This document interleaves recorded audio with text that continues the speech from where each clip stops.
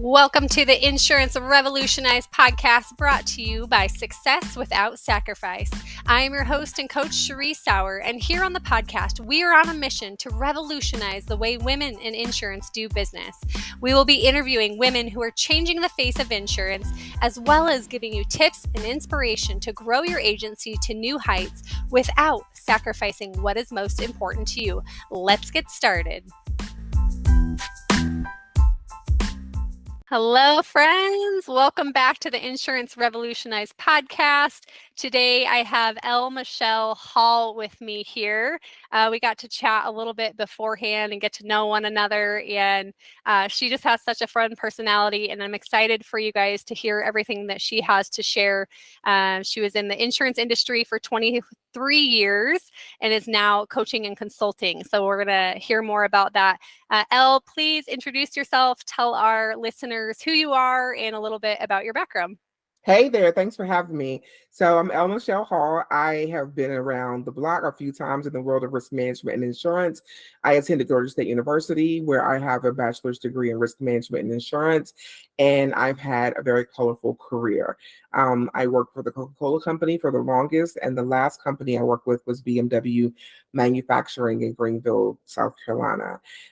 So I decided on this career path early on in middle of high school, and I pivoted a little bit from actuary to risk management, and it's just been a very interesting and fascinating career. So I don't know what that says about me that I think insurance is fascinating, but it always has been very fascinating, particularly the people factor of it. So thank you for having me. Glad to be here and look forward to our conversation.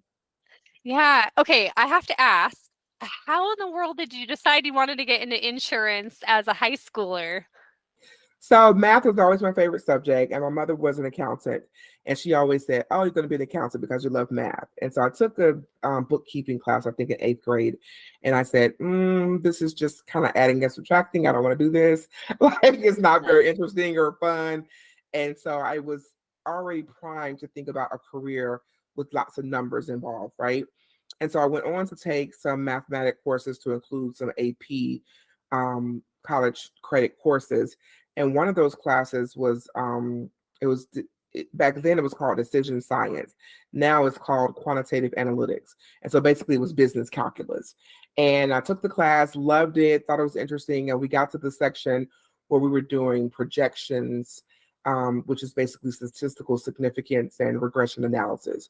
And so in doing that, I fell in love. I was like, this is exciting. Like all these numbers, because I felt like it gave you a crystal ball into the future. Because effectively, you take a whole bunch of data points and then you regress them down to a future state. So you look at all the trends and project the future based on what's happened in the past. And I just thought, oh, this is magic. Like this is magic. Like it numbers that do something, right? And that have impact and that, I just thought it was beautiful. So I talked to my teacher and said, hey, what kind of career can I do with this? And he told me, Gregory Wright.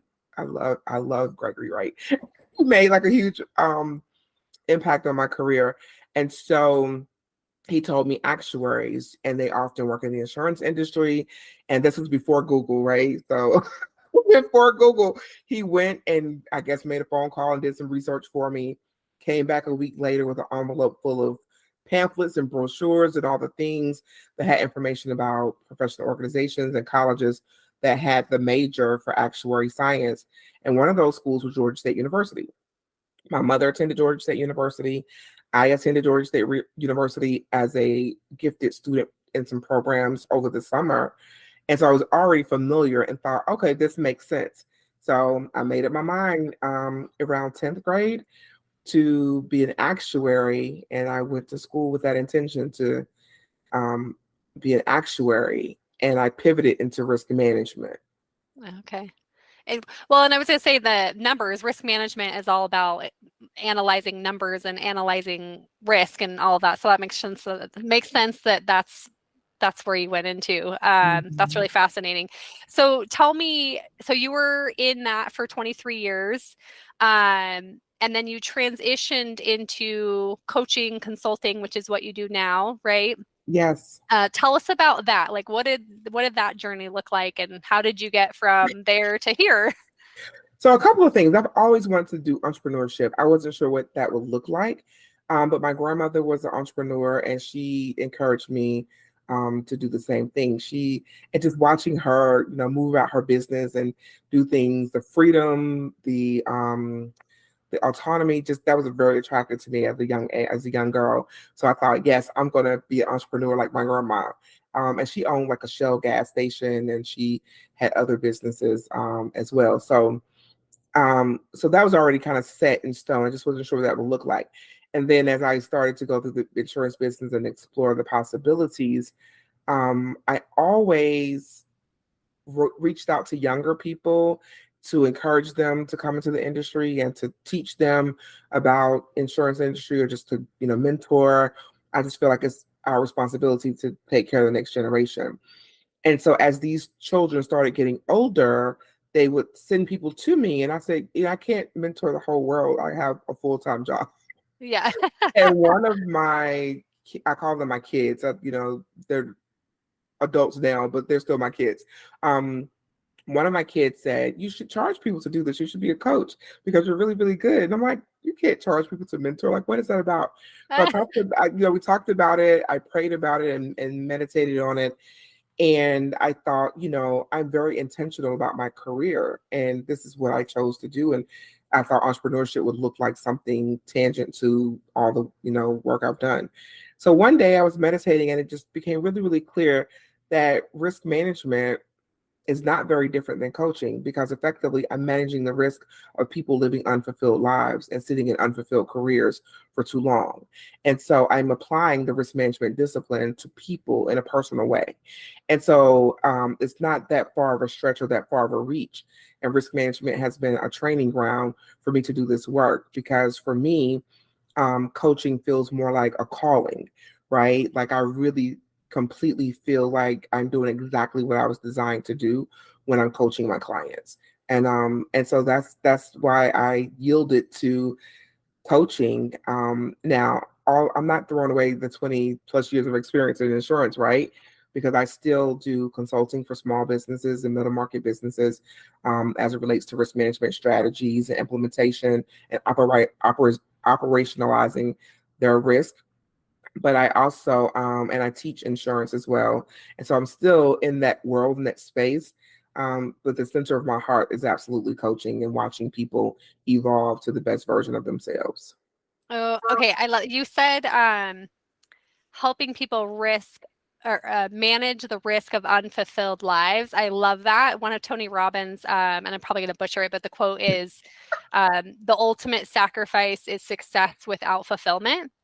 And we believe the same here at Success Without Sacrifice, is that you and so many, and nobody goes into business or their career thinking that it's not an intention, right? It's not like, oh, I'm going to go after this goal. And then all of a sudden you look around and it's like, what just happened? Yes, I've met this Right. goal. I'm super successful in my career. I've hit that ultimate 6-figure, 7-figure mark. And they look around and they're like, Empty. but what just happened? Right. What Right. just happened, right? Like you realize you've reached your goal, but all for what? The goal was to live this fulfilled life, and you realize that your goal wasn't the fulfillment. So I would love for you to just touch on that, and what kind of sparked that in you. Were you seeing this in yourself or other people that you were working with, that they were lacking this fulfillment? Yes, I didn't see it in myself, but I saw it in my environment. So, I was married for 12 years to a firefighter, and we lived in the suburbs, which is where he grew up and where he was comfortable. I did not grow up in the suburbs. I grew up in the city, and just the observation of suburban life versus city life for me confronted me with how many people are subscribing to lives that are just empty, and they're just checking the box and they're just going through the motions, and it's as if some entity has puppet strings on them as they're moving about, and it just seems very predictable and very just uninteresting. Yeah, it's like doing the same thing day in and day Yes. out. And so suburban life just felt like I was in prison, right? And so I would be in the city as much as I could, and just live life in the city. And in the city, in comparison, there's such a variation of people doing different things, unapologetically, like, and it's just very colorful, and people seem to be living more intentionally and more thoughtfully about what they choose to do and how they choose to make money and how they choose to spend their time and all the things, right? Theater dates in the middle of the week and going to the museum and, things like that, where there's just, interesting and excitement and fulfillment.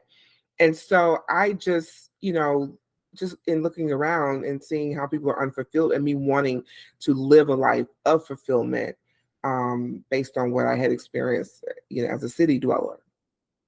So that's where I kind of came to that understanding that there's a ton of folks who feel like they don't have a choice because they have to check the box and go through the motions of whatever subscription they've signed up for in society that says moms look this way, dads look this way, children look this way, this professional looks this way, and they operate in this manner.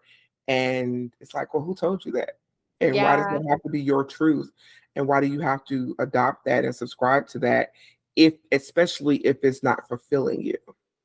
Yeah, and that's like because we were talking about this beforehand, but it's like the American dream is, get the big house in the suburbs with a white picket fence and, the fancy cars, and it's always bigger and better. And there's nothing wrong with that, except is it actually fulfilling you, or is it just like this is what you're supposed to do and this is what society says that you're supposed to do? And so, and the same in business is it's like the American dream of you get to run your own business and it gets to be your way and the freedom. And in reality, a lot of business owners are just as unfulfilled as people who in their careers, and that's not what they wanted, that right, that's why they became business owners. But a lot of times stress and life and the to-do list catches up, and then you look around and you're like, what just happened? This isn't the life that I was wanting. So Right. um Elle, tell us, how do you work with people? Like, how do you help them understand this and realize this with the coaching and the stuff that you do? I take a whole person approach because wherever you go, there you are, right? And so I don't think that you can navigate transitions in one area of your life and it not impact the other areas of your life. And so my coaching specialty is transitions and confidence. And so as people are navigating career transitions, it's going to affect life. As they're navigating life transitions, it's going to affect work. And so I am not leaning in one direction or the other. I talk to the person. And so that's where I start. I begin and end with the person that I'm coaching. And then I make sure that they have applicable life work, um, to help them achieve their goals. My coaching is one on one, so it's unique to everybody. There's certainly a framework, but it is unique depending upon the goals that they're trying to achieve. And so we have sessions and we have conversations. The sessions are called intentional conversations. And so we talk, we have the sessions, and then every week, my clients get a challenge, a life work challenge, to help them get closer to their goals. Because it's one thing to talk about these things, right? And it feels good. It's like, oh, that feels good. And oh, that was great. And then you wait a week and you get some more, right? But that's like having a pep rally, right? Yeah. Or that's equivalent to, like, you go to church on Sunday, you're like, oh, amen, filled with the spirit. And then, Monday, you do some, refresh, but you don't get to try on, the things that you've learned. So for me, the life work assignments are absolutely necessary and important because you get to try on some of the mindset. You get to try on a shift in perspective, and you get to observe and try things on. And so these challenges are often interesting.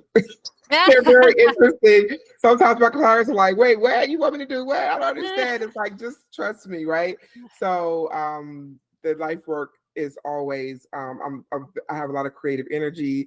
I love the arts, kind of thing. So I'm very creative about having the assignments go forward. So I'll give you one example. Again, I specialize in transition to confidence. And there was a young lady who was having some trepidation around her appearance. And so I had her where she parked and where she worked was like 2.5 blocks away. So I had her to walk to work from her car as if she was on a runway or a catwalk I love it. every day. And she was like, people are going to look at me like I'm crazy. I'm like, no, no, no, it's okay. Just do it. It. I said every time you see like more than like 10 feet in front of you, like just let the music play in your head. It's a runway and just walk it. And so she did it, and she was just like, at first, like, this is ridiculous. But after a week of doing it, she was like, oh wow, people started like amping her up, and it's like every day she was having this show. People on the street were talking to her. It's like, oh girl, nice legs today, girl. I see you. There's like all the shout outs or whatever. She was just like, oh, because it conjured up a different energy, right? And we're just energy. It shifted her energy in a way where it was like, oh wow, like this is a different flex versus hiding myself. Now I'm, sharing myself in a way that opens me up. And so the evolution that she had from doing that was far more reaching and far more sustainable than just having a conversation, about Yeah. something every week. So that's my approach, and I have an amazing time with my clients, and they have fun and they appreciate the evolution that they receive. Because one of my hashtags is evolve with Elle, so they all I evolve love it. as a result Yeah. of what Well, with. and it's interesting because it's embodying it, right? On a body, mind, heart, soul level, not Yes, just it's a the mind whole level. whole person approach. So Yeah. mind, body, soul, all the things. I'm addressing everything. Yeah, and I love the whole person approach that you talk about, and this is part of what we do too. But I had a client, and she was like, "I have a business coach, I have a therapist. I need somebody that can help like bring the two together, right? Like, how do I?" There's a gap, there's something missing, and so I love that whole person approach because what happens, and you talked about this in a slightly different way, but what happens at work affects life, and what's happening in life affects work and productivity, and when we keep them separate, that's where the disconnect is. That's where we get into trouble, is when we try to keep them into two separate areas. And how you show up in one area is how you show up in every area. And so just that simple exercise of her, standing up, and you think about, like, if you slouch, right, it immediately changes your confidence level Mhm. and how you feel about yourself, versus if you stand tall and you open up your shoulders, you have this like instant confidence. I used to teach Mhm. posture, and we would see this, like, people who would come in and they would be very slouched, and we would show them how to Mhm. sit right and stand right, and all of a sudden their confidence would change and they would say, oh my gosh, like, Right. You and it's feel just this taller. instant. Yeah. Yeah, really Yeah. fascinating. So I love that so much. um so how are you, like, in the insurance industry specifically, and I know you work with not just insurance alone, but in the insurance industry, how do you see kind of your coaching and what you're doing? How do you see that changing, maybe not the industry itself, but women who are in the industry? Oh, I'm changing the industry. Yeah, girl. I'm changing the whole industry. Um, it's shifting because I think when people start to shift their mindset and also align their mindset with their actions, then shift happens, right? And so as they're shifting, because here's what I've learned about women in general. We will say one thing and do another. So we will say, we'll get together because we're comfortable with each other and be like, you know, talk about all the evolutionary things, and then we'll go back to corporate and then do all the conforming things that we've been taught to do in order to go along to get along, and all the things. And so in aligning your intentions and your hopes and dreams with your actions to actuate the thought processes and the evolution, evolves the women in the industry, but it also involves the industry as a whole. Um, and I think that's the way that I'm evolving the industry, because I'm helping women to understand that you can talk about it and be about it. You don't have to operate as a bifurcated being by, having to be one way at home and a different way at work, or having to be one way in your comfort zone and a different way when you show up at work. Like, it's okay to bring all of yourself into the workspace and to the work product as well, and the industry will be better for it. I love it. One thing I want to touch on that too, as you were talking about this, that makes me think of this is, so we talk a lot about like owning your femininity and your feminine cycle, and not trying to work the way that men work. And for so long, women have tried to, climb the ladder and work in the same way. But part of owning like you is owning that your female physiology affects who you are and what you do and how you interact and how you lead and all of those things. And there's a little more talk of this that's coming into the um, just for women in general, but it's still not being talked about a lot. And even in the sports world, we experienced this too, and there was a lot of like, should women be competing or even practicing when they're on their cycle, when they're on their period, because their hormones affect their ligaments and there's more likely to be injury. And so we can't discount the fact that we are different than men, and owning that is okay, and it's actually a superpower. So I don't know if you have anything to touch on that, but I know you and I beforehand, we were talking about the queen bee syndrome, and this kind of plays into that. So um, and people say that the insurance industry is male dominated, but it's actually female dominated as far as how many women are in the industry, but there's more owners, right? More male owners. So how have you seen the dynamic between women working together or not working together, and what kind of your experience with that? I have not had good experiences working with women as my bosses in the industry. And it's sad and unfortunate because I am one that comes from a cooperative spirit. Like I'm like, let's work together, let's get it done, let's, work it out. I am not like the super competitive type. I was on a swim team and tennis team in high school, like whatever that means. But it was more of like a cooperation of team, of us doing it together versus just like grit competition. And Yeah. so I just feel like, I truly feel like everybody has value and everybody has something to bring to the table. And if we honor everybody's value, then collectively we all get to be more valuable.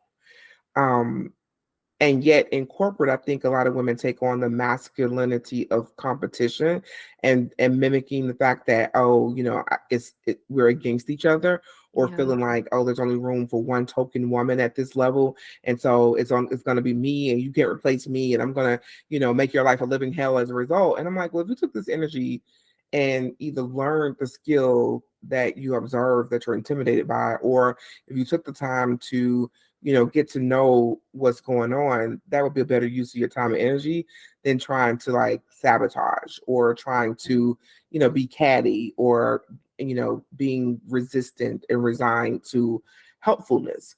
And so it just makes no sense to me. It just, maybe I was a man in my last life, but it's just, it's not even logical to, just like how people are spending their time and energy. Um, and I've had, horrible female bosses who just made the work a living hell. I love the work. I'm, very passionate about the work. I'm probably one of the few people that did it on purpose. And then I've had bosses that didn't do it on purpose, that were either intimidated or put off in some kind of way by the fact that, I was knowledgeable and diligent and passionate about what I did, because they didn't want to look bad. They wanted the benefit of my work and they wanted the benefit of my knowledge, but they didn't want to give me credit for it. They wanted to take the credit for it. And so, yeah, it's been very interesting and colorful. And I think women would do better as professionals in all industries, and particularly in the insurance industry, if they work together, um, and not have the performative allyship that I've seen, or the performative smile on your face. Hey, girl, I got your back. And then they ghost you. Or hey girl, we're gonna work together. And it's like, okay, but now you're not answering my calls, that kind of thing. It's like, just say what it is, because then you're not wasting my time. If the answer Right. is no, I rather you tell me no, and then I can move on, versus you saying yes and then stringing me along and then wasting my time and energy Right. on those things. So I think, women working together and being transparent and honoring each other's value would take us so much further. Yeah. And, I've seen this, and I can't remember if we talk about this on the recording where we talked about this beforehand. So if I already talked about this, I apologize. But uh, when, especially so I saw this a lot in sports when it was people who played the same position, right? And so it was that competitive spirit instead of figuring out like, yes, you have a really unique strength and I have a really unique strength. And yes, we play the same position, but we still bring uniqueness to the table. And I Mhm. also saw this in with female coaches and female teams, which was really interesting. We had actually done some research in my master's degree, and we asked female athletes if they preferred a female leader or a male leader, if they preferred a male coach or a female coach. And a lot of them said a male coach. And it was a lot of it came down to because when a female leader criticizes or says something, whether it's negative or positive, it comes off as criticism. Whereas when a male does it, it comes off as we want to help you and coach you. And it has to do with that like father figure, kind of like when it was a male, they felt like it was their fathers that were protecting them and that kind of stuff. Versus when it was a female, it Mhm. felt like an attack. Right. And that dynamic happened all the time. And I just was always so fascinated by that. And then you get into the business world and we see the same thing, like you were just talking about. And I think part of it is women feel like they have to have this masculine energy to be a leader because that's that's how they've gotten ahead, right? That's how they got to where they were. But all of a sudden now they have to lead these other females. And instead of learning how to tap into that female strength and learning how they can use them to their Right. best resource, it becomes this competitive nature. And or we see it the other way too, where female leaders um, can lack boundaries, and then there are boundaries crossed of not leading somebody versus becoming like their best friend. And then that Right. can Right. cause Right. problems too, right? On both sides and taking on that emotional stress of, your the people under you and those kind of things. So, um yeah, really fascinating. So, what do you think if women were to tap into themselves and really own who they are and show up authentically in the way they are, how do you think that whether they're a leader or an agent or whatever, how do you think that would impact the industry? I think it would certainly revolutionize the industry in the way of work and in the way of efficient work, because I think there's a lot of time and energy spent on at HR on the responses to people, and people trying to manage their own expectations of people, and people trying to shove people into the mold of their mind of what that person is supposed to be, right? And I think women spend a lot of time um in their responses, wrapping their responses around their own expectations instead of each other, instead of accepting it for what it is. And it's Yeah. interesting that we have so many more expectations of each other than we do of men, right? And I personally blame it on that stupid poem that we learned in, when we're three, that women are made of, what is it, sugar and spice and everything nice. And then boys are made of snips and snails and puppy dog tails, right? Because what that teaches you at a very early age is it teaches men and women to have high expectations of women and low expectations of men.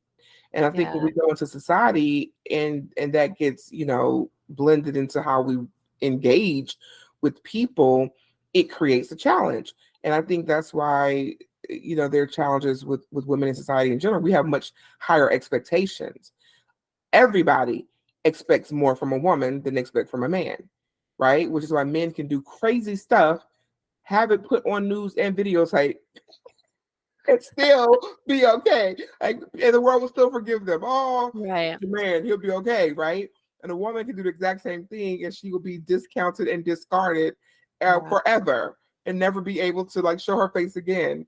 And so, if you take that, bigger picture understanding and apply it in the world of insurance or in the world of business, I think, women can be kinder to each other, more graceful to each other, and more thoughtful about how we not only build our expectations for each other, but also how we respond to each other.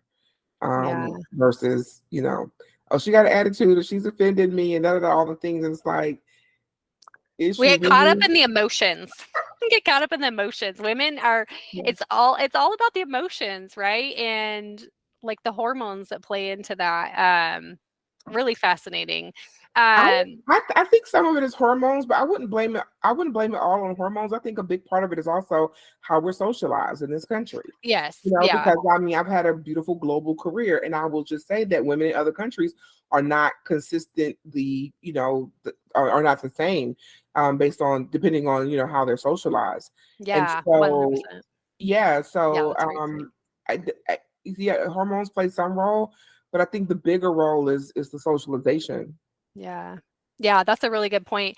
What are a couple tips that you have to help a woman to really thrive in the insurance industry and maybe specifically to risk management since that's your background.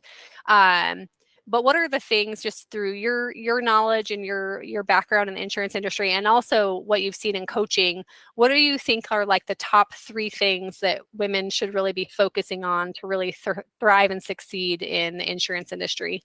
So first of all, you have to have an objective. Oftentimes we have a job and not an objective as it relates to our career goals. Why are you here? What does next look like to you? If you don't always know what next looks like to you, you're just kind of hanging out and happy to have a job. People are going to treat you that way and they're going to manage you. If you're not creating intentionally, then you are either a component of someone else's creation or you're the casualty of chaos. And so I think there needs to be more alignment and intentionality as it relates to how we manage our careers. So that's the primary thing that I would, say that women need to do. Have an objective. What's your objective, right? Another thing I would say is that say what you mean and mean what you say, right? Your word is so important. And I think women get away with not honoring their word because of what you said earlier, because of hormones. Oh, she's hormonal, or oh, she's, it gets dismissed in, a litany of excuses when really some of it is intentional and some of it is emotional terrorism Right. that, Emotional terrorism. that women wage. You know what I mean? And it's unfortunate, but it's kind of the game that we're socialized to play, Right. right? And it is unbecoming, it is unproductive, and it is inefficient. And when you have that in the workplace, it's just a waste of energy and time, right? And so say what you mean what you say. Don't, because we think is, oh, we have to be nice and just smile and say something sweet when we really don't mean it and really don't have any intentions of doing what we say we're going to do, right? And I just think it's a lack of integrity. But women are assigned that because, oh, we get away with that, right? And so that's the second thing I would say. And the final thing I would say is, um, and it kind of piggybacks off the second thing, when you're impeccable with your word, right? That's one of the four agreements.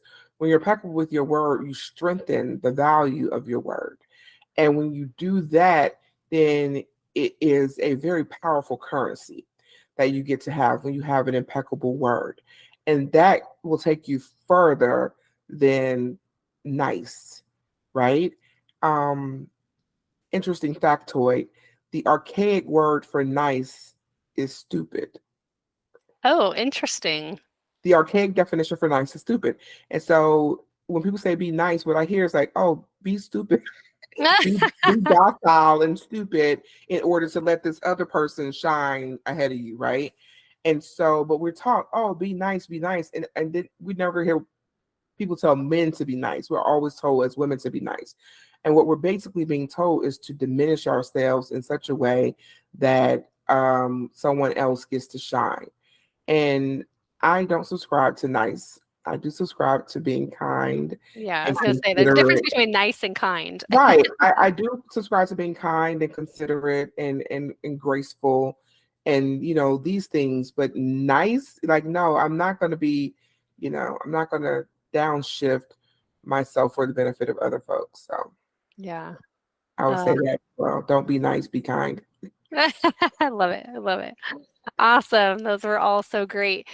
Any last words as we wrap up here? Any last thing that you want to say to somebody listening?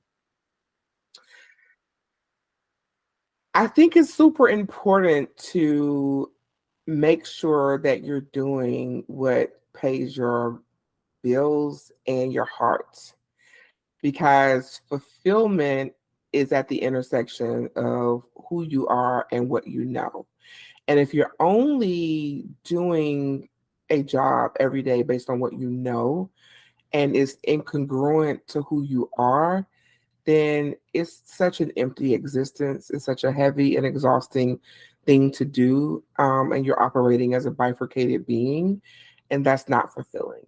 Yeah. And it's not required. It is Yeah. not required of you. I know society, tells you all kinds of things to make you think it is. It's not required. And so I would just say, as a temperature check for self, ask yourself, as I'm paying my bills, am I also paying my heart? And if the Mhm. answer is no, then maybe it's time to reassess. And I'll be glad to help them reassess and understand what fulfillment looks like so that they can evolve to a place of fulfillment. I love that. That's a perfect way to end. And actually, as you were talking about that, so my husband, he was in the grocery industry for his entire life, like Mhm. started at 16, worked his way all the way up. And there were some people in the industry who were really passionate about it, but he was not. And it got to the point where he used to joke that a monkey could do his job because he was really good at it. He was very efficient. He worked 40 hours a week, but got his work done in 20 hours a week because he was so good at it. But it was boring. And it literally like took everything out of him, and to the point where he was burned out and depressed at some points. And, and you get stuck in that, like, well, I have to provide and I have to have this money and there's just no way out. And, he kind of felt stuck there, like there's no way out. But we can't always see the way out. That's when we need somebody else to come in, right? Like the Elle Michelle's that can come Yes, in and help with those transitions and help you see that there is a different path and there is a better path. And you were not put on this earth to um, just do the mundane day in and day out. And right. there's so much more to life than that, but fear and safety and security, it keeps Absolutely. us stuck. So thank you so much for being here today and Thank you for having just me. sharing all of your tips and your insights. Where can people connect with you if they want to work with you or just want to reach out and be friends because Yes. you're awesome? So my online playground that is my favorite is LinkedIn. So you can find me there, and this Lawanda Elle Michelle Hall on LinkedIn. Send me a message. Also, my website is www.intelligentintentions.com, and there's a button there to says "Let's Talk." So you can go there and schedule a collaboration call or a discovery call with me, so that we can explore an opportunity to work together as a coach. If it's a small business or middle market business, I could also work with them as a strategic risk consultant and help them, put all those things together in order to access opportunities with larger companies and government entities. So, yeah, you can find me on any other social media platforms, Intelligent Intentions. Awesome. Thank you so much for being here today. It was a pleasure to have you on. Thank you for having me.